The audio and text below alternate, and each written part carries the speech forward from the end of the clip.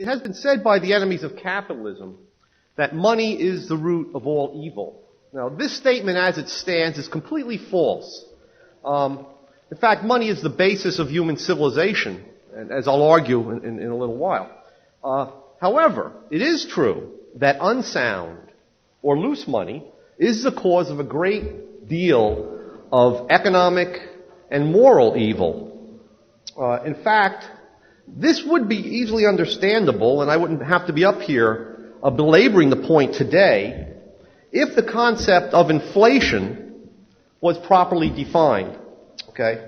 The proper definition, the old definition, the definition that the sound classical economists accepted and the Austrian economists accepted, was that inflation was an increase in the quantity of money by the state, okay, and not by the money, not by the market, rather. That is, an increase in gold was a natural market phenomenon, okay, and it was not to be seen as inflationary. However, the printing up of paper dollars or other currencies out of thin air was in fact inflationary, and moreover, inherently immoral. Now, the modern definition is that inflation is merely a rise in prices. And the rise in prices can be caused by bad weather, right? Price of food goes up. It can be caused by evil OPEC sheiks that make oil scarce, more scarce, and drive the price up. It can be caused by greedy businesses or greedy labor unions. And of course then, the government is cast in the role of the great inflation fighter. Okay? But once you understand that, in fact, inflation is merely the printing up or counterfeiting of money out of thin air, then you realize Alan Greenspan is an inflation fighter. He is the root cause of inflation. Okay? Now, this was clearly understood by two great economists, Henry Hazlitt and Ludwig von Mises. Let me tell you what they said about the definition of inflation and how important they thought that a clear and a proper definition was. Hazlitt wrote that the word inflation originally applied solely to the quantity of money. It meant that the volume of money was inflated or blown up, overextended. It is not mere pedantry to insist that the word should be used only in its original meaning. To use it to mean a rise in prices is to deflect attention away from the real cause of inflation, okay, and the real cure for it. Okay, as we'll see, the abolition of the central bank, okay, the so-called inflation fighter. And Mises said, inflation as this term was always used everywhere, and especially also in this country, meaning the United States, means increasing the quantity of money and banknotes in circulation and of bank deposits subject to check. But people today call inflation the phenomenon that is the inevitable consequence of inflation, that is, an increase in prices. The result of this deplorable confusion is that there is no term left to signify the cause of this rise in prices and wages. There is no longer any word available to signify the phenomenon that has up to now been called inflation. There is no name for the increase in the quantity of money, the printing up of money. Now, a name has come into use after World War II in particular. It's a very benevolent sounding name. It's called money management. Money has to be managed. Or monetary policy. We have to have a policy regarding money. Okay? So now inflation means something that used to be the result of inflation, and the term money management now means the fighting of this phenomenon, which is visited on the economy from above. Okay? It's not caused by really anything. It's caused by many things. Okay? Okay, having said that, let me go on to the essential nature of inflation. As I said before, I refer to inflation as essentially a counterfeiting process. It's no more and no less than swindling, okay? A nice old word that we don't hear much of anymore. But it is swindling, okay? When the new money is printed up, let's assume that there are counterfeiters in New Jersey, okay, living near me, with Italian surnames, but not related to me. In any case, what do? They print up a quantity of money. It looks just like the other Federal Reserve notes that we use in our exchanges. They go out and they purchase goods and services. They purchase jewelry, they purchase wine, they purchase new automobiles. Okay? Now, on the one hand, there are beneficiaries, right? The automobile dealers now make more money. They now put on more salespeople in their showrooms. The people who sell wine make more money. Okay, they give greater orders to the California vineyards from which they purchase their wine. There are more jobs in that industry. So it seems as if this is a benevolent process. But of course, now remember what happens. You and I, who do not work in these industries, and most people do not, find that we suddenly have to pay more money for our wine, we have to pay more money for our automobiles, and so on. But it doesn't stop there. Okay, but remember, that is a step in the reduction of our real wages and income. We now have to pay higher prices. So real wealth is surreptitiously, secretly being redistributed away from the producers, you and I who work hard for money, to the counterfeiters, and to those groups that they've first spent the money on. Now the counterfeiters then get these people on their side. They want more loose money or easy money. But these people then, the people who own the vineyards, the people who produce automobiles and the workers, have more money. They have this new money. And they spend it on other things. They spend it on steak dinners, they spend it on beer, on entertainment, and prices creep up further. And you and I have to pay higher prices for more goods. So step by step, we are swindled by the counterfeiters. Okay?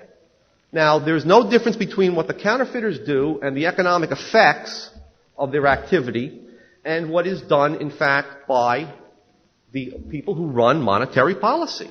Okay? They print up new money, they spend it on more computers for defense, they spend it on farm subsidies. In that way, they buy votes, right? They get the supports of these groups. And these groups, in turn, spend that money on other things. And prices rise throughout the nation. Okay, the prices of bread and meat and so on. Now, I'm in New York. I'm a professor of economics. There's been no increase in the demand for the education that I help bring about. I teach MBA students at Pace University. But after maybe 12 months or 18 months, the new money percolates into New York. Okay, people invest more in the financial district. More tourists who have some of this new money come to New York City and spend on entertainment. So eventually, salaries and wages begin to rise in New York. 12 months, 18 months later. In the meantime, I've paid higher prices for all of these months. At last, there's an increase on the part of people, let's say, who work in the financial industry in demand for a Pace University education. Okay, that is, they want to get their MBAs. So maybe 24 months later, my dean gives me a raise. Okay, so I finally get some of that new money, but in the meantime, my real income, let's say prices have gone up by 5%, my real income has been reduced by 5%. And that happens throughout the nation. Okay? So counterfeiting, inflation is counterfeiting. Okay? It is swindling. All right? And you can see this with the origins of inflation. Where did inflation originate? It originated among the kings. Now the kings originally took over the mints in order to make sure that the coins that were being fabricated or manufactured were sound. Now when they did this, they began to charge monopoly prices for minting the coins. Anyone else who tried to mint coins was then thrown in jail, prosecuted for violating this prerogative of the king. However, that revenue was not enough for the king. So what did he do? To add from the revenues, he began to secretly take the coins that he was minting for the people, the public that was bringing it in, and clip it, reduce some of the gold and silver content, and mix it with base metal like copper. So he secretly clipped the coins, reduced their weight, and then pocketed the gold and silver. When he did that, he then made new coins and spent them. Okay? The result was rising prices throughout the kingdom. He also called back the coins that were being worn out. Gold and silver coins tend to wear out when you circulate them. Okay? When you pay them to people for goods and services, and they're re-exchanged. And what he did was he called these back and he made them lighter. Okay, let's say his name was King Nitwit, and he put his own image and a name called the nit, one nit, on a gold coin, and that was equal to 1 ounce of gold. Well, he revalued the coin. He took 1/2 of an ounce of gold, put his picture on it, and 1 nit, and then took the rest of the gold and coined it on his own account, and bought the things that he and his family and courtiers and so on desired. That drove prices up throughout the kingdom. Again, that was simply fraud. The other origin of inflation was in banking. And I don't want to go into this in too much detail, but banking originated in the English-speaking world in the 1600s in England when people began to deposit their gold with the goldsmiths. Now, what they did was they deposited their gold for safekeeping, and in exchange, they received warehouse receipts. They received pieces of paper that were in effect titles, represented their titles to the ownership of the gold that was deposited. Because they trusted the goldsmith, they began to exchange these titles. They were called money substitutes, and they were banknotes. They came to be known as banknotes.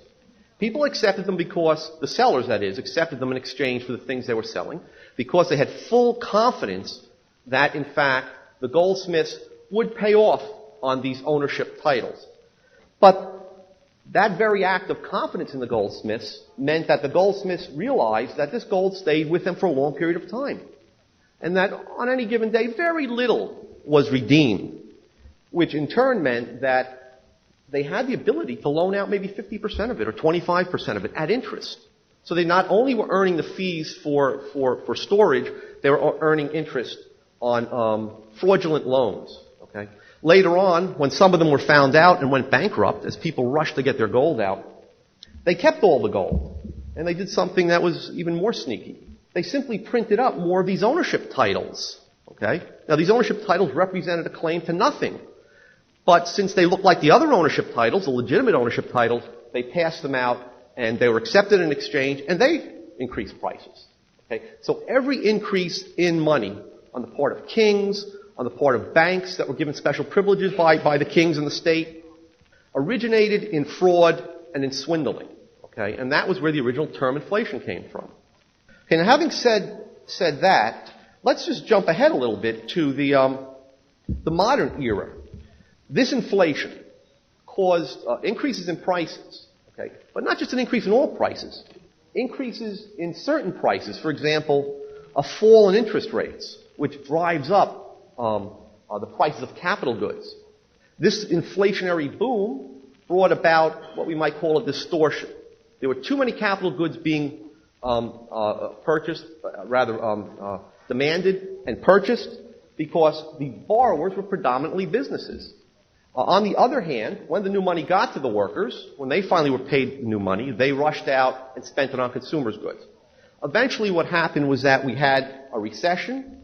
Many of the firms producing these capital goods went out of business, could not repay their loans, and there were runs on the banks. To keep this prosperity, this illusion of prosperity going, the banks turned to the government.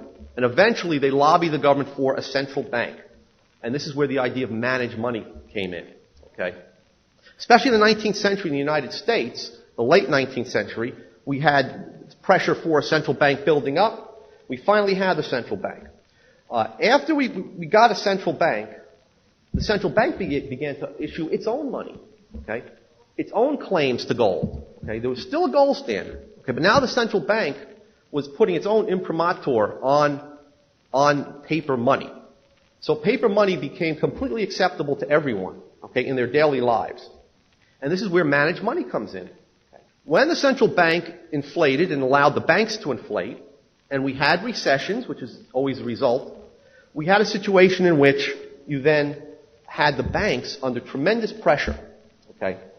And it was at that point that it was realized that this inflation would drive the banks all into bankruptcy. And in fact, in the United States from 1931 to 1933, half the banks in the country collapsed. People's checking accounts disappeared into thin air. Okay? Well, the United States went off the gold standard. That was part of managed money. Okay, going off the gold standard meant simply you told people that had entrusted their property with you, American citizens, that they could no longer take those ownership titles and get that gold out. Okay? You reneged on a solemn pledge. You attacked their property rights. So in 1933, Americans were no longer permitted to convert their dollars into gold, in fact, Americans weren't allowed to own gold. It was against the law, unless you were a dentist or a jeweler, to own gold from 1933 to 1976. And again, this was money management. Now, in 1946, we went back to a gold standard. The world found that monies without gold were chaotic. Okay? However, only the United States dollar was convertible into gold, and it was only convertible for the people who, foreign official institutions. Well, there were problems with this system. It was known as the Bretton Woods system. And this involved what we might call, or what is, again, swindling. Okay? For example, the British government promised solemnly in 1948, or 1946, to make sure that the British dollar, or the British pound, was always equal to $4.03, basically. Okay, so it always could exchange for $4.03. So the British public then had a right to claim dollars and then exchange the dollars for gold. Okay, they could still own gold in Great Britain. Now what was happening, of course, was that there was a lot of inflation. The British government didn't have enough dollars to honor this promise, so they engaged in money management. And the money management involved the following. The Chancellor of the Exchequer in Great Britain made the following promises, 12 different times. He said in January 26, no alteration in the value of sterling is contemplated by the British government following the devaluation of the franc. In March 4th, he said, reported plan to devalue the pound is complete nonsense. On May 6, 1948, he said the government has no intention of embarking on a program to devalue the pound. And so on, denying that they would devalue the pound. And finally, on September 6th, he said, I will stick to the statement I made in the House of Commons that sterling will not be devalued. And of course, 13 days later, he devalued the pound. Now, this even upset Winston Churchill. Okay? So as Henry Hazlitt points out, this is the essence of monetary management.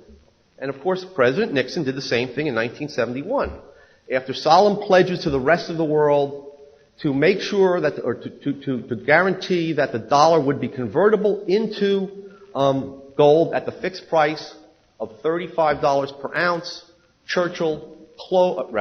Nixon closed the gold window. Okay, that was the harmless phrase that was used. Okay, the euphemism that was used. But of course, what he did was he reneged on a solemn promise of the United States government to all the other governments of the world to convert the dollar into gold. So inflation itself is inherently immoral.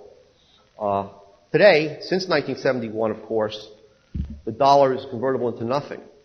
So the government, the U.S. government, through the Federal Reserve System, can and does inflate ad libitum, meaning at will.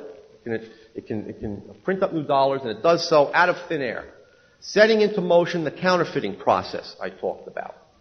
Now, the second part of this talk I want to direct towards the morality, the implications for social morality of this.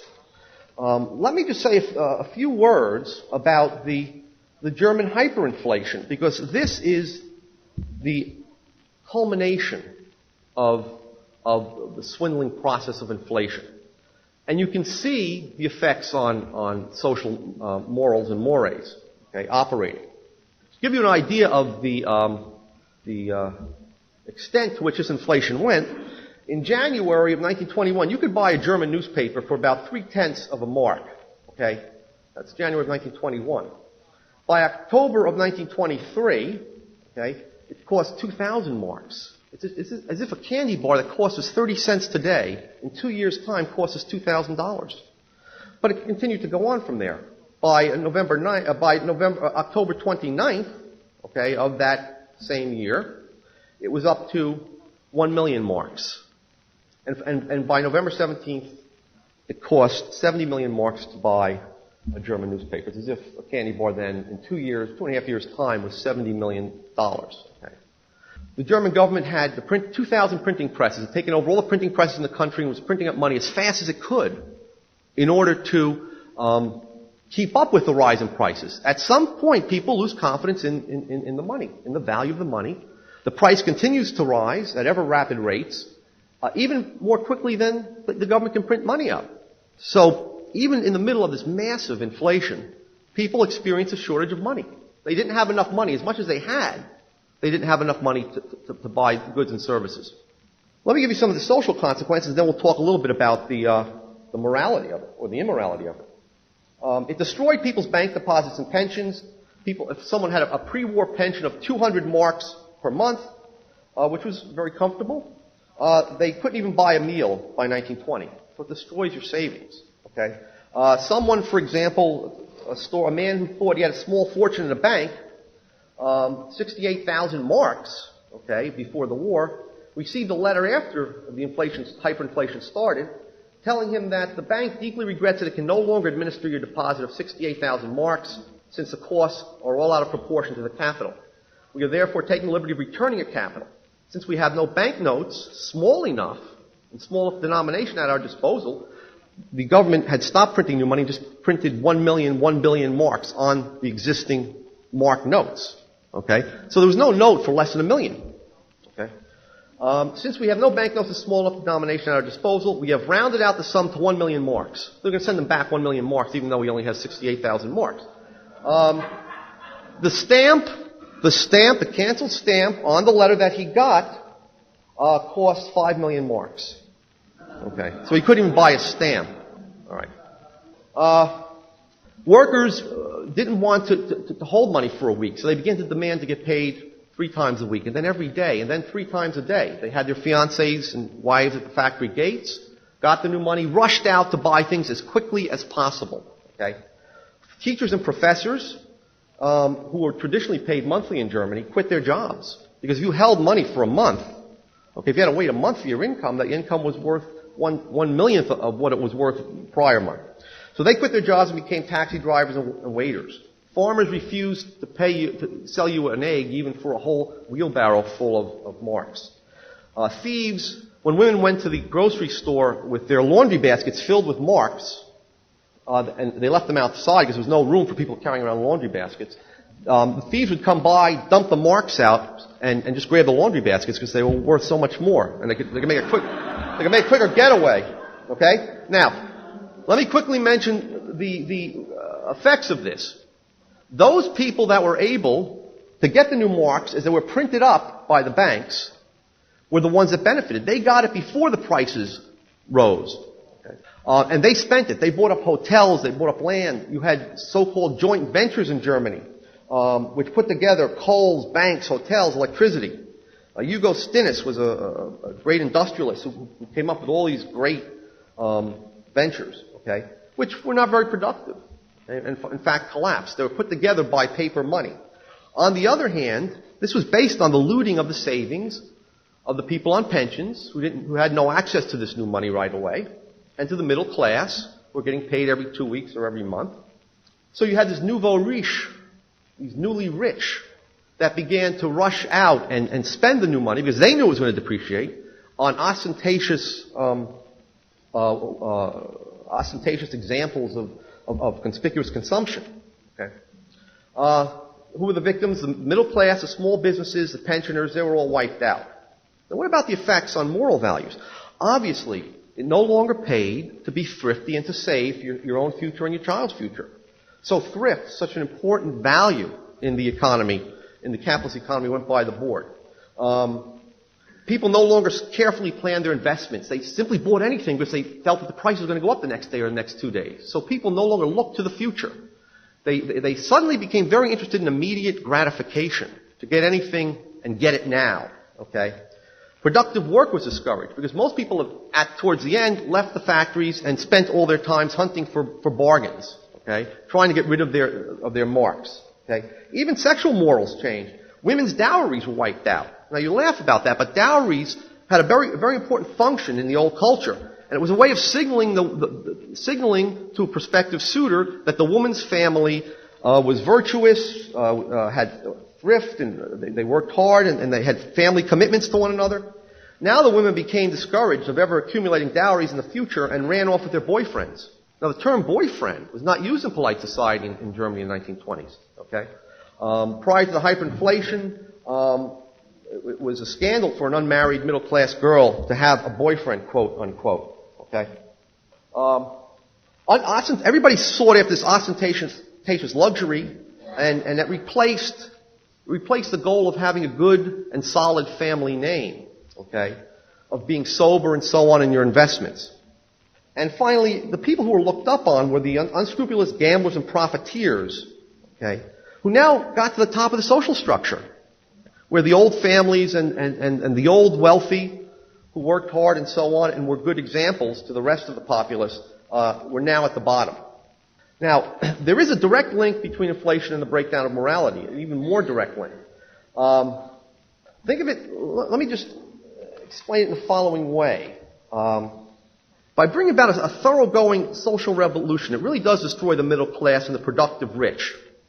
But by destroying money itself, it destroys everyone's ability to plan for the future and leaves them no recourse but to seek after immediate gratification. Okay.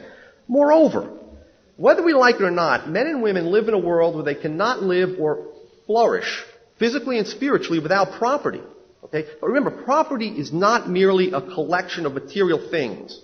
It refers to those things that are judged valuable in serving human wants and desires. Okay? But in the modern world, you can never know what the value of property is in a specialized economy of mass production unless you know its money value. So in a real sense, valuable property is an extension and a definition of an individual's very personality. Now let me give you an example. One is not really a doctor, a carpenter, or an auto manufacturer unless his business has a monetary value. Okay? If he doesn't know the monetary value of his skills and of his business, then he's just playing games. He's not serving anyone. He's not providing a valuable service to anyone. He isn't truly a doctor. One does not know his family and his own and his family's position in the social order or the degree of his success unless he can calculate the value of his possessions. And finally, people do not even know what or who they will be in the future without their knowing the monetary value of their savings, right, which is lost under inflation. So money is an essential, without exaggerating, I'll end with a very insightful statement by a German sociologist and historian. Without exaggerating, money is an essential element of human becoming and being. Okay, we're not really truly human. We cannot really plan. We cannot really have an idea of who we are without sound money in society. Okay, when we get on sound money, the human personality shrivels and human society decays. Now, the German sociologist and historian Conrad Hayden, a very insightful observer of the German hyperinflation, wrote in the following way. He says, the German people was one of the first to witness the decay of those material values which a whole century had taken as the highest of all values. The German nation was one of the first to experience the death of the unlimited private property which had lent such a royal pride to modern humanity. Money had lost its value. What then could have any value? Of course, many were accustomed to having no money, but that even with money you had nothing. That was truly the twilight of the gods, as horrible as anything Wagner could have foreseen. A cynical frivolity penetrated men's souls.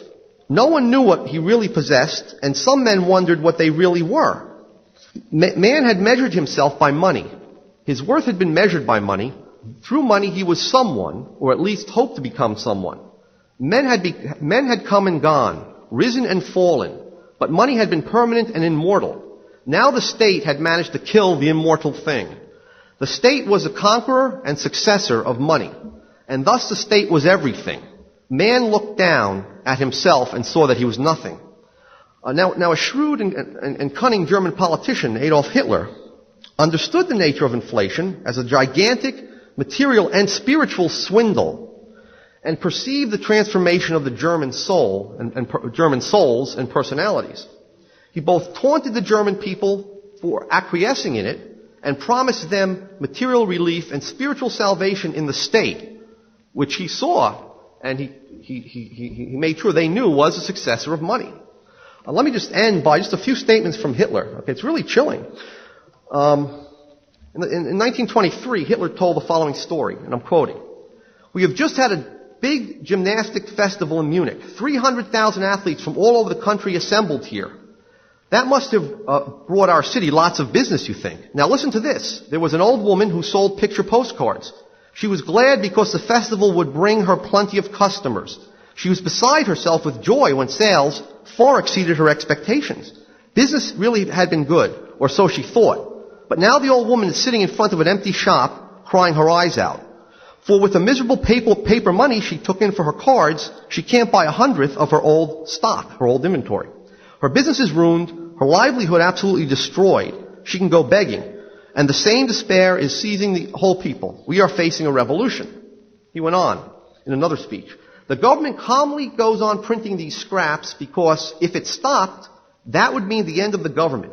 Because once the printing press is stopped, And that is a prerequisite for the stabilization of the mark. This is Hitler talking. He saw that. That's how you stop inflation. Okay, he knew the Austrian lesson. The swindle would at once be brought to light. For then the worker would realize that he is only making a third of what he made in peacetime, because 2/3 of his labor go as tribute to the enemy. Believe me, our misery will increase, the scoundrel will get by, but the decent, solid businessman who doesn't speculate will be utterly crushed. First the little fellow on the bottom, but in the end the big fellow on top too. But the scoundrel and the swindler will remain top and bottom. The reason? Because the state itself has become the biggest swindler and crook, a robber's state. Soon you will starve completely unless you blindly follow me. Citizens reckoning in billions, okay, there's no mark notes less than 1 million, so people are regularly reckoning in billions of marks, will die of hunger because the farmer will stop selling his grain or butter for the worthless billions, with which he can paper his outhouse or his manure heap. And don't go complaining. How mean of the farmer. Will one of you step forward and say he is willing to give away his work of many months for nothing? The money you offer the farmer is no longer a note on work done. It is a note on a swindling regime, and that means hunger. If the horrified people notice that they can starve on billions, they must arrive at this conclusion. We will no longer submit to a state which is built on the swindling idea of the majority. We want dictatorship. The German people are children, for only a childish people would accept million-mark bills. And so now Hitler's going on saying that, making the connection between majority rule and inflation and dictatorship as sort of a spiritual salvation from this inflation. And he finishes off with a call for dictatorship. He says something like, or he says exactly, true strength is the quality of a few men, or else we would not have the word hero. The masses consist of average men, Democrats. Cowardly men choose the most cowardly as their leaders so that they won't have to show courage. And they choose the stupidest among the stupid so that everyone can have the feeling that he's a little better than the leader. A people subjected to the decision of the majority is on the road to ruin. And then he goes on and talks about how cowardly the German people have become because they've swallowed the democratic poison. It's penetrated everywhere. Okay? Nations that have lost their character and honor deserve no good fortune, no happy life. The German people is going the same way that the ancient peoples went. It is a people passing little by little into decay. So, I'll end in conclusion, really to secure the future of human liberty and society, and really of human personality itself, we must smash the swindling, statist, soul-destroying creators of paper money and return to the gold standard. Thank you.